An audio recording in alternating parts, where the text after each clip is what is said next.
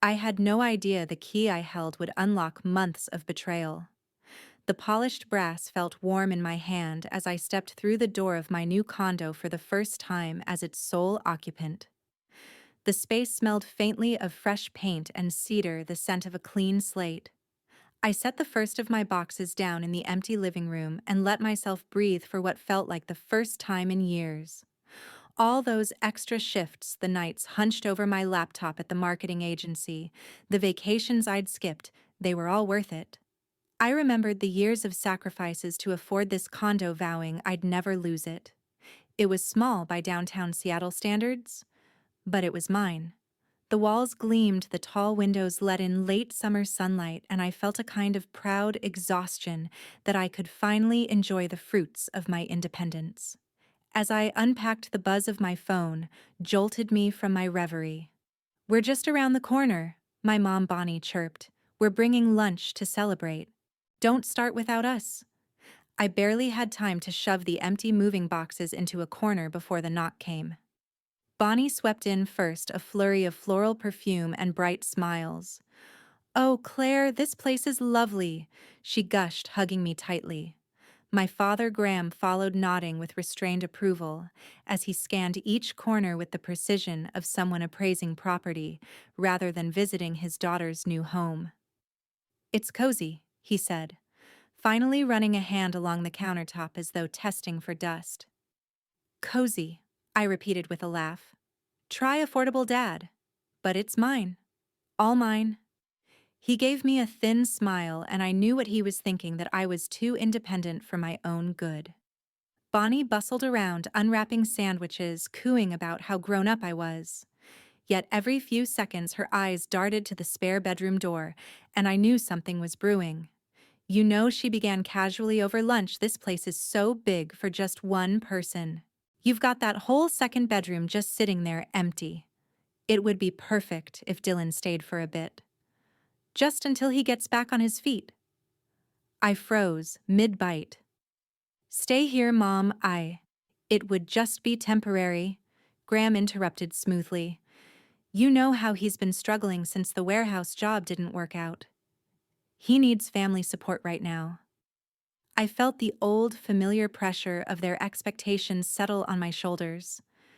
Dylan was the baby, the one they always swooped in to protect, while I'd been the dependable one. But this was my space. I'd earned it. "I don't know if that's a good idea," I said, carefully trying to keep my voice steady. "I work from home a lot. I need my space." Bonnie patted my hand like I was a nervous child. "Oh, honey, you'll hardly even notice him, and you've always been so good at making things work. We'll figure it out." The conversation shifted, but I felt the walls closing in around me.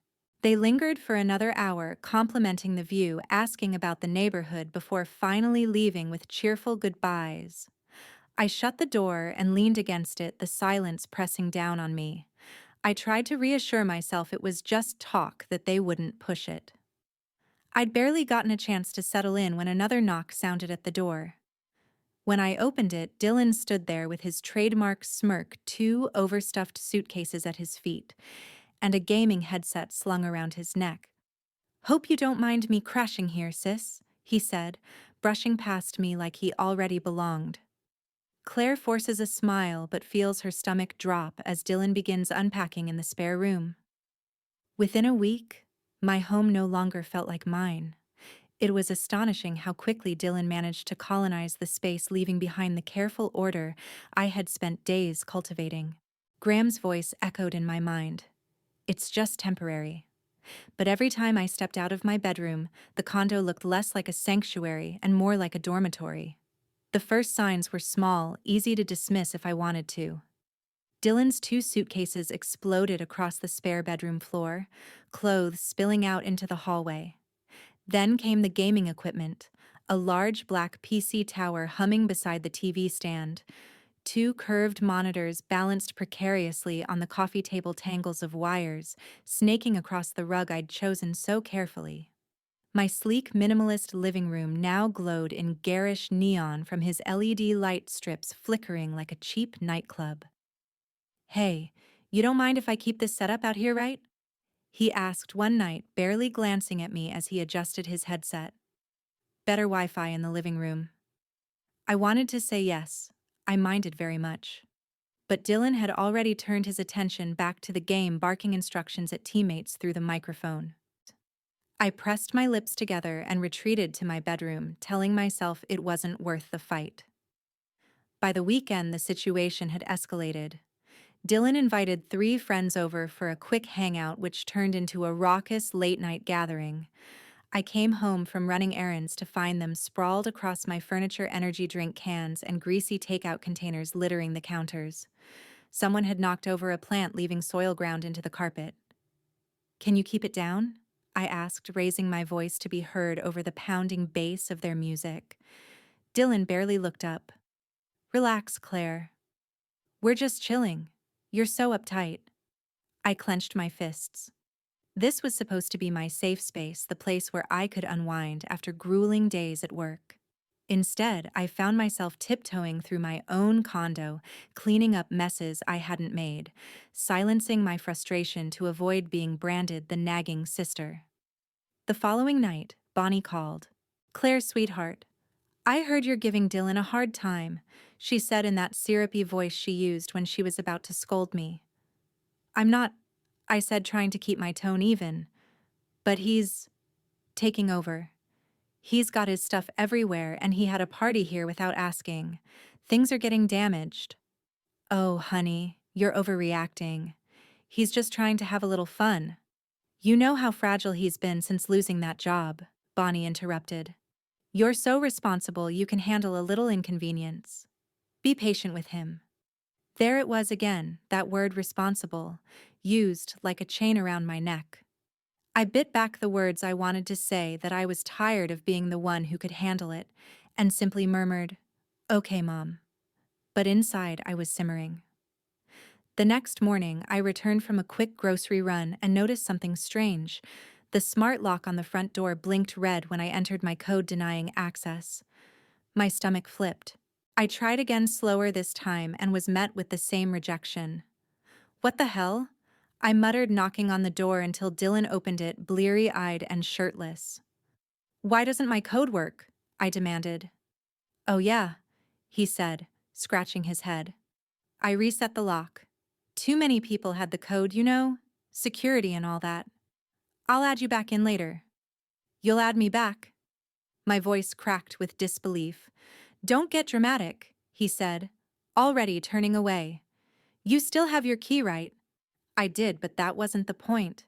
He had taken control of the one thing that symbolized this space as mine. That night, I sat in the doorway of my bedroom, knees pulled to my chest, staring at the faint glow of Dylan's monitors bleeding under the crack of the living room door. My condo felt like a stranger's house, one where I no longer belonged, and I wondered how long before I was locked out entirely. Money drained from my account faster than I could earn it. Each time I logged in to check my balance, the numbers seemed smaller, shrinking like melting ice on a warm day. Rent was manageable, but now utilities had doubled, grocery bills tripled, and extra charges appeared on my credit card that I didn't even recognize. I sat at the kitchen table one late September night, flipping through receipts, the hum of Dylan's gaming headset echoing from the living room, like a constant reminder of how little control I had over my own home. I need to start keeping receipts. I told myself, though, the thought came with a sense of quiet dread. It felt ridiculous to think I might one day need to prove I'd been the one keeping this place afloat, but every bill was proof enough. "Dylan," I called, raising my voice over the sound of his game. "Can you pause for a second?" What he shouted back without removing his headset. I walked into the living room holding the water bill in my hand.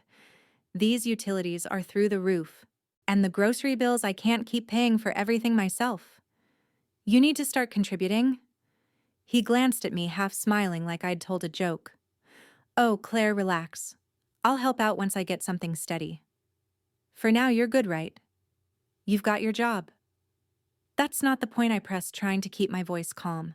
"This isn't just my place anymore, even if I'm paying for all of it. You need to pitch in."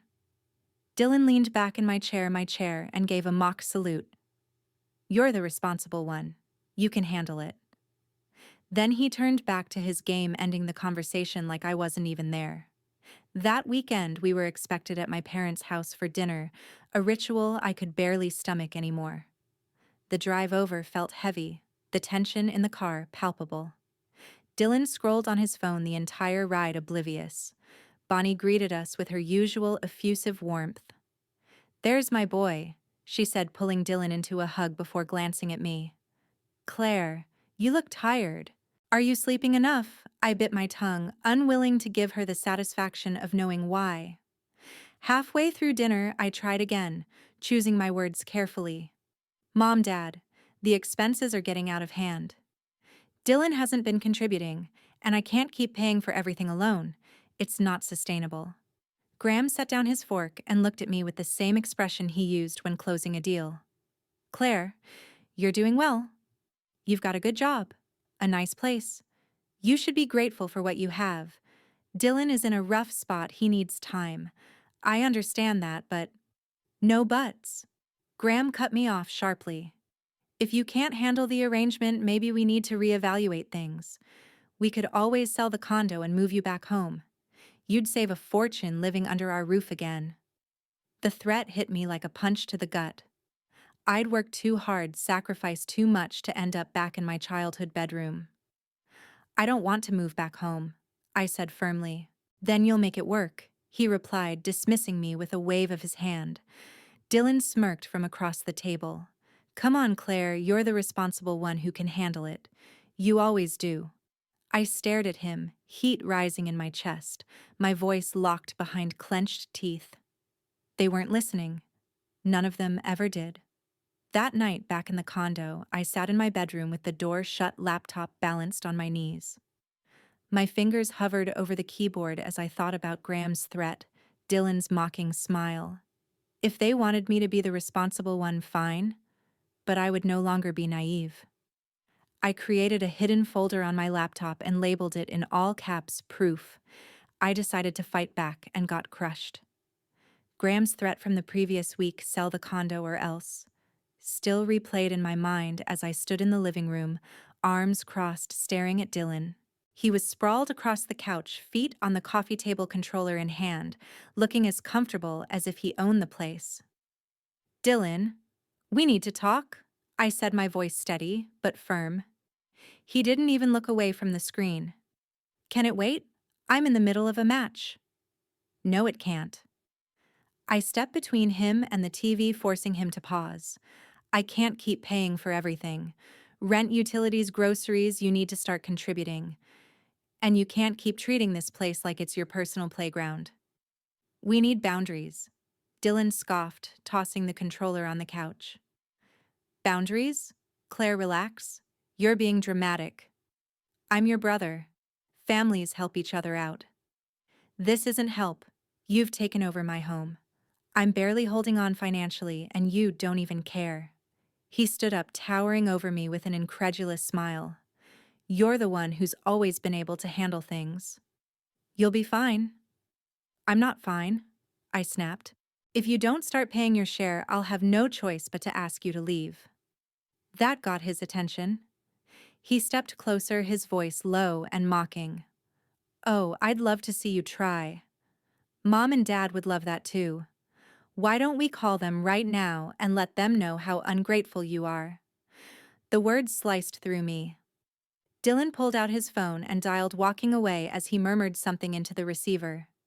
15 minutes later, I was driving to my parents' house, heart pounding in my chest. Bonnie greeted me at the door with a brittle smile, as though she already knew I was the problem. Graham was waiting in the living room, a manila envelope on the coffee table.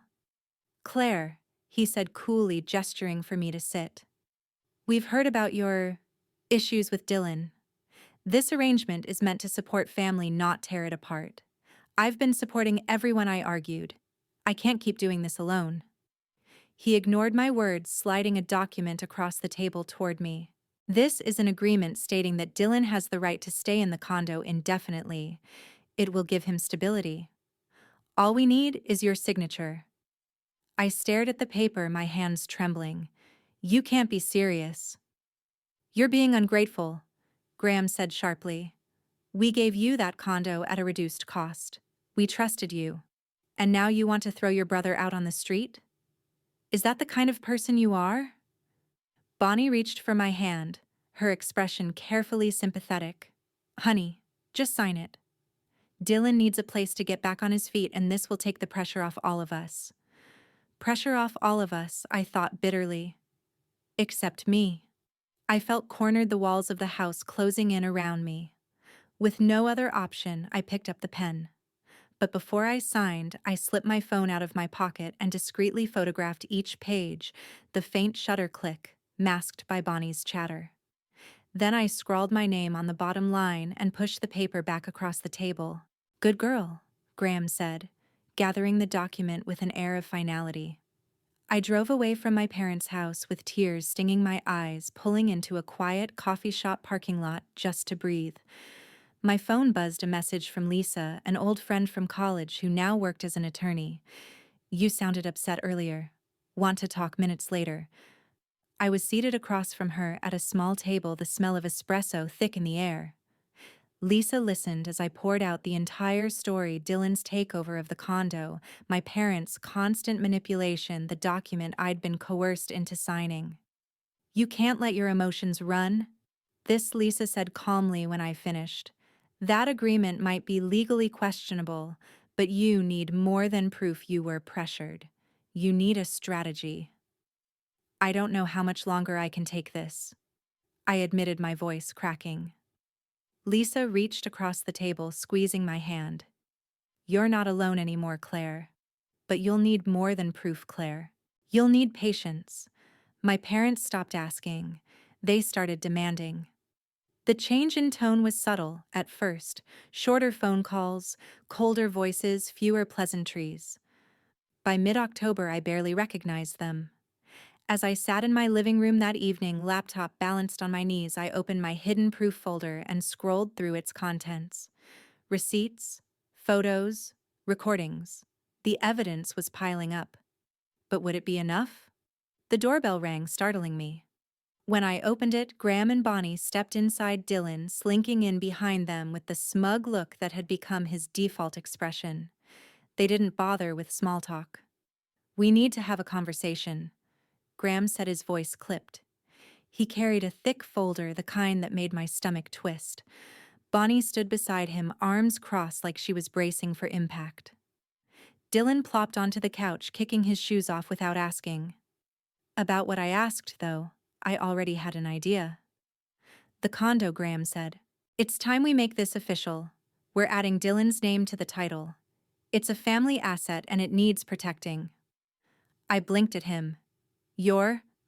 What? Bonnie jumped in, her voice syrupy but firm. It's just a precaution, honey. If something happened to you, or if you decided to move, it would be irresponsible not to secure Dylan's future. It's not your decision to make, I said, trying to keep my voice steady. This is my home. I bought it. I've paid every bill since the day I moved in. You can't just take that away from me. Dylan laughed, leaning back with his hands behind his head. Oh, come on, Claire. You act like this place is all yours, like you built it with your bare hands. Mom and Dad helped you get it. You should be grateful. My chest tightened. Grateful for what? For being cornered in my own home. That's enough, Graham said sharply. He set the folder down on the coffee table with a thud. We're giving you a choice. Starting next month, you'll pay double the expenses, rent, utilities, everything, or you'll move out. Dylan will stay. We'll find someone else who appreciates what this family does for them. The room went silent, the ultimatum hanging in the air like a guillotine. I glanced at Dylan, who was smirking as if he'd already won, then at Bonnie, whose expression was a mask of practiced concern. You're pushing me out of the home I built, I whispered. Graham didn't deny it. This isn't about you, Claire. It's about the family. Make your decision by the end of the week. They left as abruptly as they'd arrived, Dylan trailing behind them with a satisfied grin. When the door closed, the silence was deafening. I sank onto the couch, hands trembling. They weren't bluffing. If I didn't comply, I'd lose everything I'd worked for. That night, I sat alone in the dim glow of my laptop, the cursor blinking like a metronome as I drafted an email to Lisa. I need your help. It's time to prepare for the worst. I wasn't just surviving anymore. I was preparing for war. Lisa's voice echoed in my head as I stared at the growing proof folder on my laptop. Patience, Claire. They'll trap themselves. I had been patient long enough. Now it was time to start laying the groundwork for what I knew was coming. Late October rains misted the windows as I sat across from Lisa in her office, a tidy space filled with books and neatly labeled files. She tapped the manila folder I'd brought the document I'd been forced to sign, reading each page with clinical focus. This, she said, finally won't hold up if it comes to court.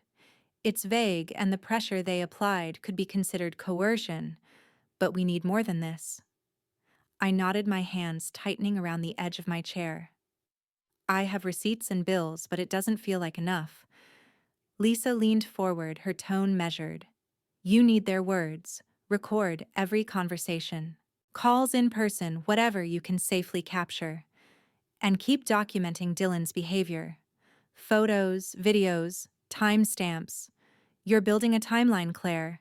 The more evidence we have, the harder it will be for them to twist the narrative. Her steady confidence steadied me. Okay, I said quietly. I can do that. That night, I began my new routine. Dylan's carelessness made it almost too easy. I snapped photos of dirty dishes left to mold in the sink, trash bags piled in corners, drinks spilled across the coffee table, leaving sticky rings on the wood. I recorded videos from behind my bedroom door as his friends shouted and laughed late into the night, their footsteps pounding on the hardwood floor. One evening, as Dylan played a deafening shooter game in the living room, I retreated to my bedroom to make a call. Bonnie answered on the second ring, her voice overly sweet. Claire, darling, how are you holding up? I swallowed the lump in my throat. I'm fine, Mom. But I need to know. Are you really planning to add Dylan's name to the condo title? There was a pause. Then Bonnie's tone sharpened. We're only doing what's best for the family. If you keep resisting, Claire, you might not like the outcome. We can't let you put your pride above the family's needs. I pressed the record button on my phone, heart hammering. That's not fair, I said, forcing my voice to stay even. I've worked for this place and you're acting like I don't matter. You're making this harder than it needs to be, Bonnie replied. If you'd just cooperate, we could avoid all this unpleasantness. But if you want to be stubborn, don't be surprised when we're forced to make decisions you won't like. The veiled threat was exactly what Lisa had told me to watch for. I glanced at the recording timer, 45 seconds and counting. Then I heard it, the creak of the front door opening. My blood ran cold. Dylan's heavy footsteps echoed down the hallway, closer with each second. Who are you talking to?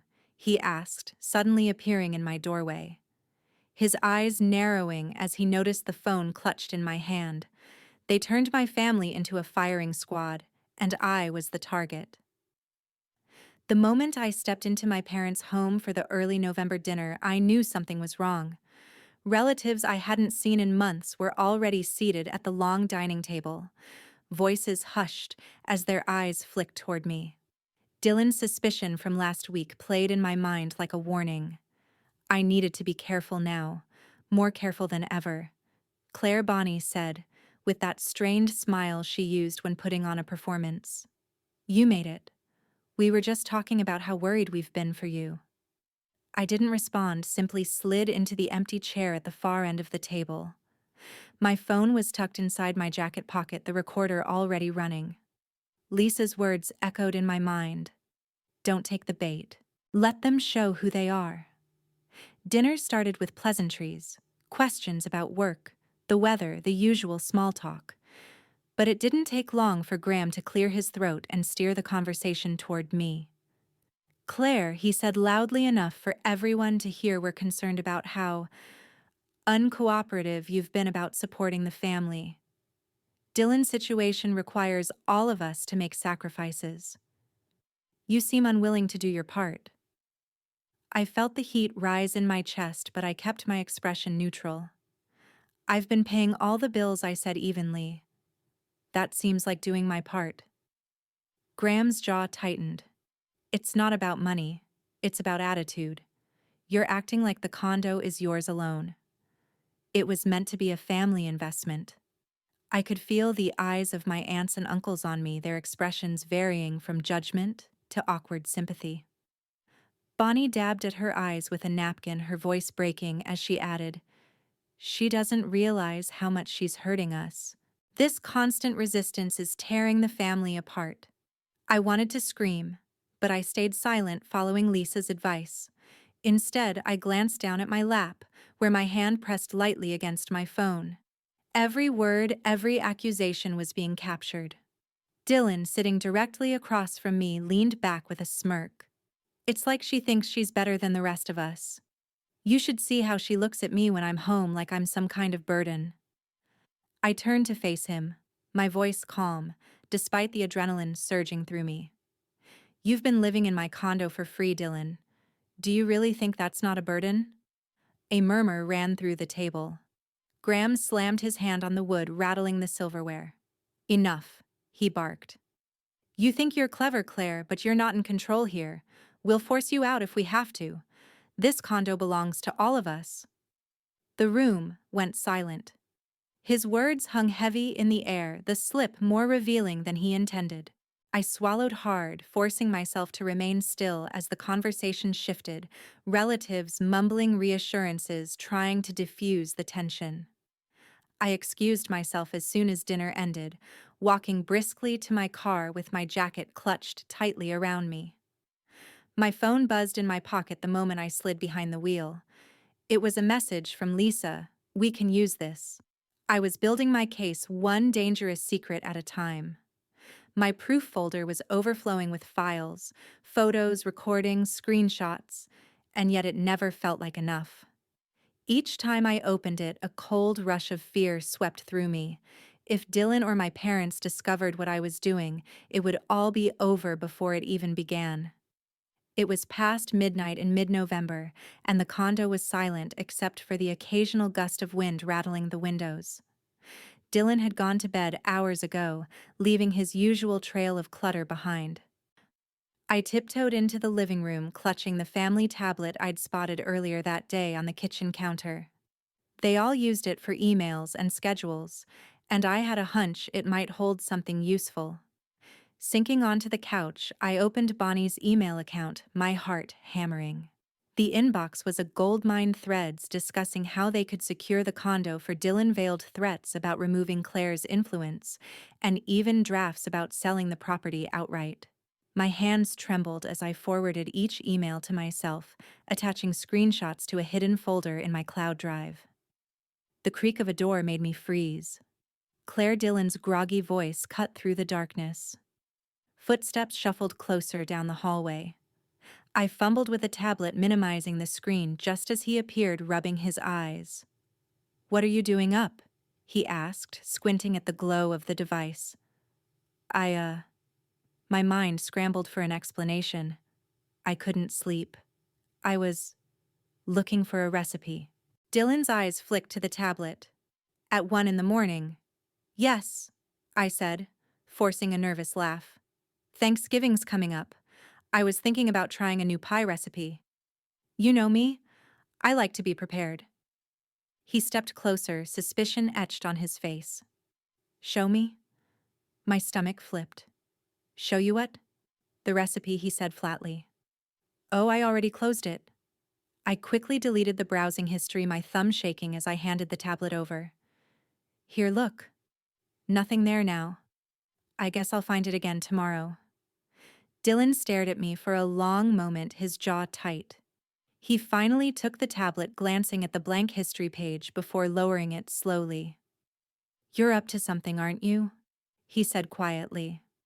I forced a shrug, hoping it looked casual. "I'm not. You're being paranoid." "Am I?" His voice was low and dangerous, and I could feel his gaze drilling into me as he turned and walked back toward his room. I stayed rooted to the couch, my pulse racing until I heard his door close. My hands were still trembling as I pulled out my phone under the table, typing a message to Lisa with shaking fingers. We need to move soon. I don't think I can hide this much longer. If I stayed any longer, I'd lose everything, including myself. Lisa's plan had been simple, but terrifying. Take only what's yours and document everything. For weeks, I'd been gathering proof in secret each day, pushing my fear aside as I inched closer to this moment. Early December arrived with a chill, and on a Saturday morning before the sun came up, I stood in the condo's living room clutching a detailed checklist. The moving crew I'd hired arrived quietly, their truck idling at the curb as I ushered them inside. We have to be fast and careful, I whispered. Everything on this list is mine. If it's not listed, it stays. They nodded, and we got to work. I photographed every piece of furniture before it was disassembled, every appliance before it was unplugged. My couch, my dining table, the rugs I'd painstakingly chosen, it was all mine, and I wasn't going to let them twist that fact. Each time a box was taped shut, I snapped a picture uploading everything to my cloud drive. Dylan was still asleep in the spare bedroom, his door closed and music faintly playing from his headphones. We moved quickly but quietly, the crew lifting heavy pieces with practiced efficiency. 2 hours passed in a blur, my heart pounding every time a floorboard creaked. It was the crash of the bedroom door that froze us. Dylan stood in the hallway, his hair disheveled and face flushed with anger. "What the hell is going on?" he shouted, his voice echoing off the bare walls where my artwork had once hung. "I'm moving my things," I said calmly, my voice steadier than I felt. "You can't just take everything," he roared, storming into the living room as the movers carried the last of the chairs out the door. "This is the family's condo. You're robbing us." I held up the checklist, my phone recording in my other hand. "These are my possessions, Dylan. I bought them. I have receipts for every single item." He lunged toward a box, ripping it open to rummage through the contents. "You think you can just walk away? You think Mom and Dad are going to let you get away with this?" I didn't respond. The movers maneuvered past him, loading the final pieces onto the truck.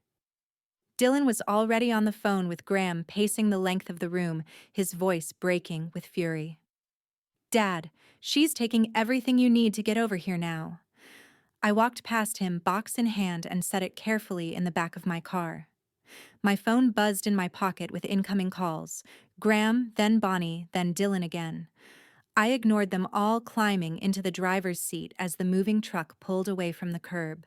Through the windshield, I could see Dylan standing in the empty doorway, the condo behind him stripped down to bare walls and echoing floors. He was screaming something I couldn't hear, his face twisted with rage. I turned the key in the ignition and drove away, my phone vibrating relentlessly in the cup holder as Graham's name lit up the screen. I thought I was free until the letter arrived. Mid-December rain lashed against the windows of my temporary apartment, the kind of steady drizzle that seeped into your bones. I was sitting at the small kitchen table when I heard the knock. A courier stood in the hallway, expression blank, as he handed me a large, official-looking envelope. "Sign here," he said, and once I did, he was gone, leaving me clutching the packet like it was something poisonous. I tore it open with trembling fingers, skimming the first page until the words jumped out at me. "Notice of civil complaint." My stomach dropped as I read the allegations: theft of property, removal of family-owned assets, intent to cause financial harm. They were suing me. I sank into the chair, numb. Graham's last words to me before I drove away from the condo echoed in my mind. "You'll regret this." My phone buzzed almost immediately. It was an email from Graham. "Return the items you took and make peace with the family, or this will cost you more than you can afford." I deleted it without replying and called Lisa instead.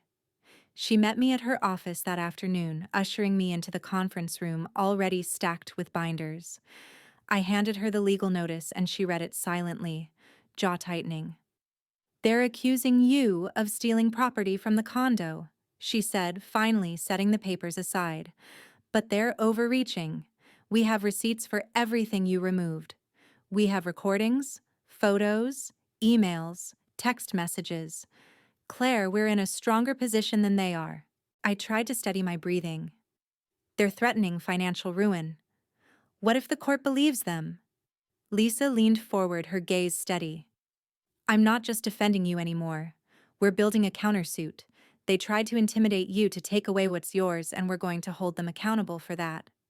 She pulled out a thick binder and flipped through the tabs, pointing out the evidence I'd spent months collecting: time-stamped photos of every item in the condo, the recordings of Graham and Bonnie's threats, the emails where they plotted to add Dylan to the condo title. This is airtight, Lisa said. We'll hit them with claims of harassment, coercion, and damages. They expected you to fold. But we're not just defending ourselves, Claire. We're going after them. I stared at her, absorbing the words. Going after them, I repeated quietly. For the first time, the fear in my chest loosened, replaced by something steadier: resolve. Lisa packed the files into her briefcase and handed me a copy of the hearing notice. The first hearing is next week, she said. We'll make our case, and we'll start turning the tide. Are you ready? I looked down at the paper, then back at her. My heart pounded, but I nodded. A week later, I stood at the bottom of the courthouse steps, the winter air sharp against my face. I clutched my coat around me as my phone buzzed with yet another call from Graham, ignored like all the others. I took a deep breath and climbed the steps, each footfall echoing in my chest like a drumbeat. This wasn't just about survival anymore. It was about reclaiming my life. This wasn't a family matter anymore. It was war on record. On the morning of December 18th, I stood outside the small downtown Seattle courtroom, the chill of winter biting at my cheeks. Lisa walked beside me, her voice calm and even. Stay calm, Claire. Let the evidence speak. She reminded me, just as she had a dozen times over the past week. I nodded, clutching my briefcase like a shield as we stepped inside. The courtroom was cramped, fluorescent lights casting a pale glow over the wooden benches. Graham, Bonnie, and Dylan were already seated at the plaintiff's table with their attorney, a broad-shouldered man in an immaculate gray suit. Bonnie shot me a glare that could have burned a hole straight through me, but I kept my eyes forward, remembering Lisa's words. The judge entered, and everyone rose. We are here to hear preliminary arguments in Whitmore versus Whitmore, he began. Plaintiffs, you may proceed. Graham's attorney launched into his statement with theatrical gravitas, painting me as a thief who had gutted the family condo out of spite. Our clients only wanted peace and security for their family, he intoned. But Ms. Whitmore's actions left them with an unlivable property and significant financial losses. I sat still, hands folded in my lap, listening to every exaggerated word. Lisa scribbled notes calmly, then stood when it was her turn. Your Honor, she began, voice steady and precise. The plaintiff's narrative does not match the evidence. She opened a binder and began laying out photographs, receipts, and timestamps, each one carefully labeled. Every item removed from the condo was purchased solely by my client. Here is the purchase date, the receipt in her name, and the photograph of the item in place prior to removal. The judge leaned forward, studying the documents as Lisa moved through each piece methodically. The opposing attorney tried to interject, but Lisa never lost her rhythm, her arguments sharp and unflinching. And finally, she said, sliding the last photo onto the table, we have months of utility bills and grocery receipts, all paid exclusively by Ms. Whitmore, while the plaintiff's son Dylan contributed nothing. Graham's jaw tightened. Bonnie avoided my gaze, fidgeting in her chair. Lisa wasn't done. Your Honor, we also have audio recordings that provide additional context about the plaintiff's intentions regarding the condo title. With the court's permission, I'd like to play one now. The judge gestured for her to proceed. Lisa pressed play, and Bonnie's voice filled the courtroom. If you keep resisting, Claire, you might not like the outcome. We can't let you put your pride above the family's needs. A ripple of shock passed through the room. Bonnie's face went pale, and Graham whispered angrily into their lawyer's ear. Dylan shifted uncomfortably, his bravado evaporating under the weight of the recording. The judge tapped his gavel once, restoring silence. "These recordings are substantial," he said. "We will need to verify their authenticity, but if they hold, this case may turn very quickly." He fixed a stern look on Graham's attorney. "I am ordering an additional hearing to review the full breadth of evidence. Counsel, prepare your clients accordingly."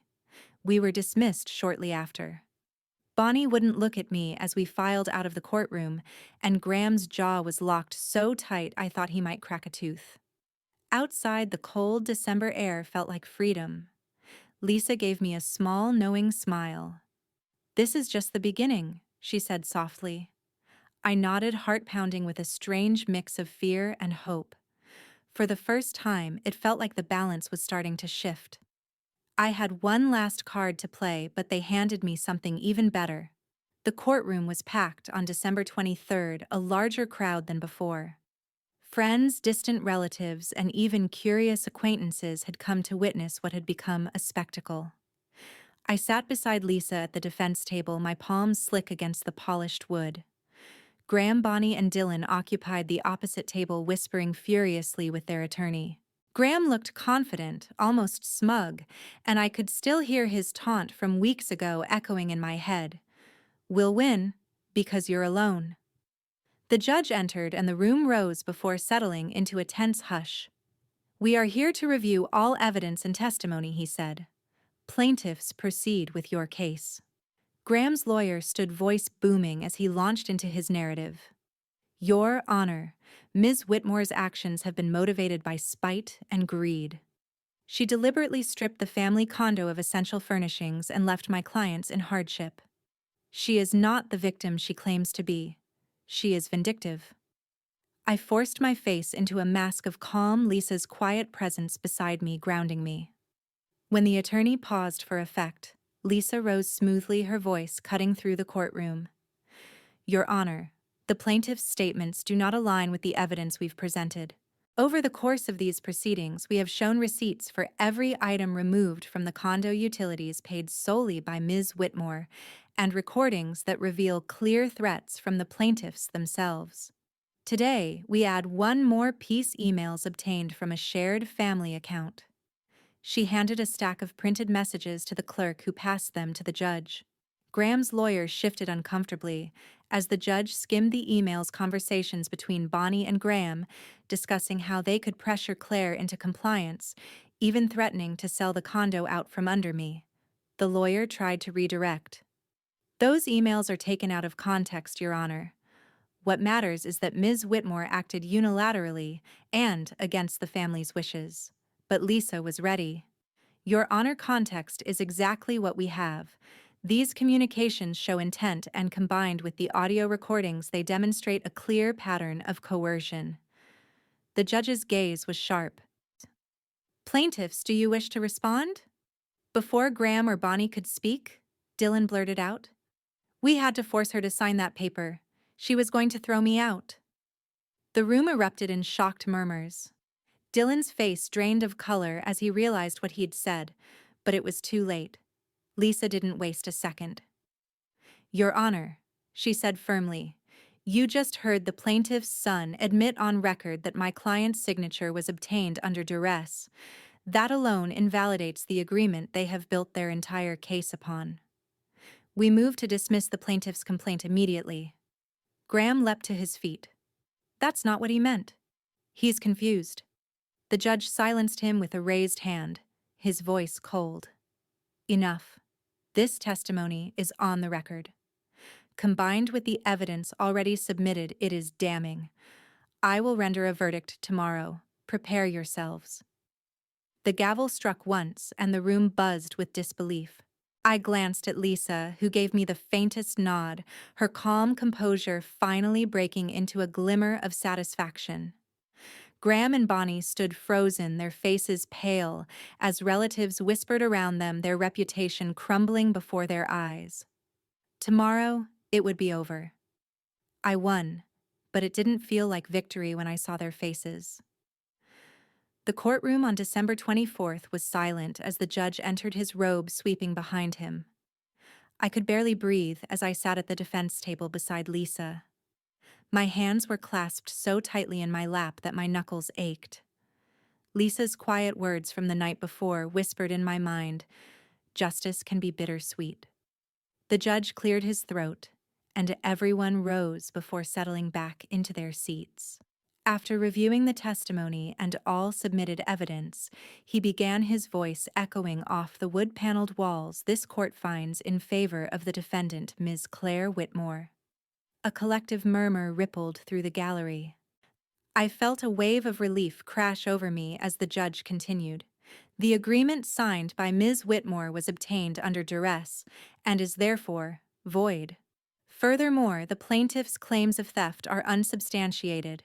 The defendant is entitled to retain possession of all items in question.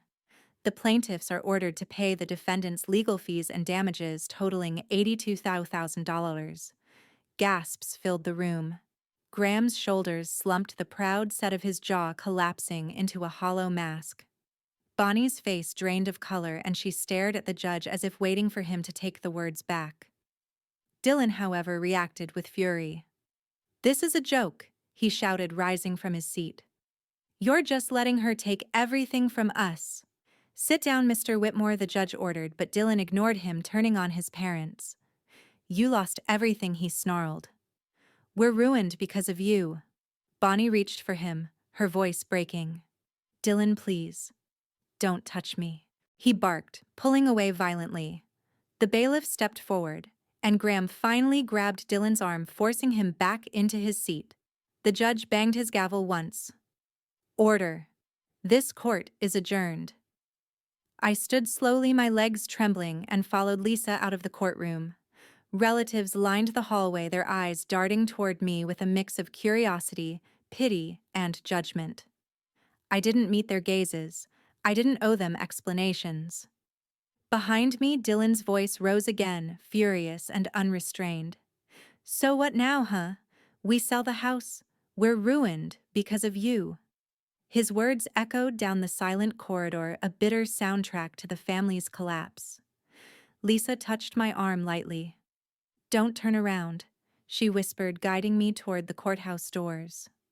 The winter air outside was biting, but I welcomed it. For the first time in months, I could breathe freely. We descended the steps slowly, and Lisa gave me a faint smile. "It's over, Claire. You're free." I nodded, though the hollow ache in my chest told me that freedom came with a cost. As we reached the bottom of the stairs, my phone buzzed in my pocket. I pulled it out and froze at the message glowing on the screen. "Graham, you're still our daughter. We can fix this if you help us." They apologized, but not for what they did to me. On December 26th, 2 days after the verdict, I sat in my car outside my parents' house. Graham's text still open on my phone. "You're still our daughter. We can fix this if you help us." The words felt like a trap, but I needed closure. I needed to hear it all said aloud, even if it broke me. The house looked different now, cold and half empty, the holiday decorations barely hanging on the front porch. When I stepped inside, the warmth I'd once associated with family was gone. Graham and Bonnie stood in the living room, both thinner and more hollow than I remembered. Dylan slouched in the corner, arms crossed and eyes full of resentment. "Claire," Graham began, his voice soft, almost pleading. "Thank you for coming. We made mistakes. The lawsuit, the condo. It was all a misunderstanding. We were under so much stress." Bonnie stepped forward, tears already welling in her eyes. "We're sorry for how things turned out, sweetheart. We just want to put this behind us and be a family again." I studied them carefully. They weren't apologizing for what they had done. They were apologizing for the consequences they had suffered. Dylan broke the silence with a sharp laugh. "Family. She destroyed this family. You took everything, Claire. The condo. The furniture. You even embarrassed us in front of everyone. You think that's forgivable?" "I didn't destroy anything," I said evenly, my voice steady despite the lump in my throat. "I just stopped letting you take advantage of me." Dylan sneered. "You should at least give something back." The money, the stuff, half of it was ours anyway. It was never yours, I replied. I owe you nothing financially or otherwise. Graham stepped forward, desperation creeping into his tone. Claire, we're struggling. The legal fees, the damages. We may have to sell the house. Can't you help us just a little? I shook my head. You forced me to choose between my independence and my family, and then you punished me for standing up for myself. I can't help you. Not now. Not ever. Bonnie clutched at my sleeve, her voice breaking. We were trying to protect the family. We didn't mean to hurt you. Please, can't we move past this? I looked at each of them. My father's hollow eyes, my mother's trembling hands, my brother's scowl, and felt a sharp ache of loss. I loved you, I said quietly, but you turned me into an outsider in my own life. This is goodbye. I stepped toward the door, each footstep heavier than the last. Behind me, Bonnie sobbed, her voice cracking as she called after me. You'll regret cutting off your family. I didn't turn around. I kept walking. For the first time in years, I woke up without fear of losing anything. It was early January 2024, and the pale winter sun spilled through the curtains of my new apartment. It was small, just 2 bedrooms and a narrow kitchen, but it was warm and mine. No one could take it from me. As I padded barefoot into the living room, I caught sight of a framed photo on the shelf the day I moved into the old condo. I looked so hopeful, then so eager to finally have a space of my own. I hadn't realized how quickly that hope could be weaponized. I had come so far. That evening, a few close friends gathered in my kitchen, laughter and the smell of roasted vegetables filling the space. Lisa was there, leaning against the counter with a glass of wine in hand. You know, she said, with a teasing smile, you were the most prepared client I've ever had. I've never seen anyone with a folder of evidence that organized. I laughed, the sound surprising me with its lightness. I had no choice. If I didn't protect myself, no one else would. She raised her glass.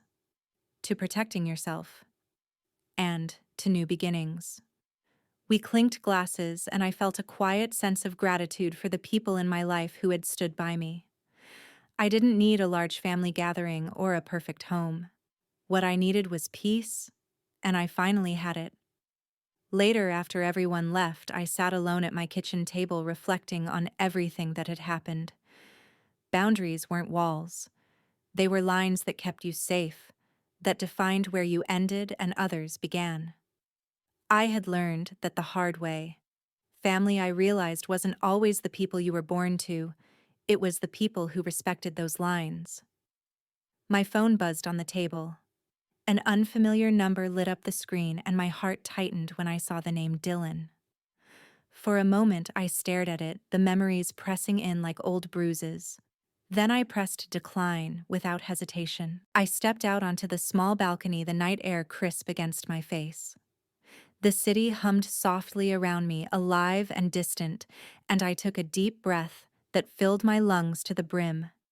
This is my home. I whispered the words, tasting like freedom. This is my life. She had walked away from the ashes of a family that once betrayed her, stronger and freer than she had ever imagined. The courtroom victory was not just about furniture or money. It was about reclaiming her dignity after years of being silenced and diminished. Justice had come late, but it came like a rising tide, sweeping away every lie they had built against her. When injustice is met with unwavering courage, the final verdict can echo through a lifetime. If you felt empowered by this story, please like, share, and subscribe, and leave your thoughts below. Comment 1 if you felt connected, or 2 if you believe it could have ended differently. CV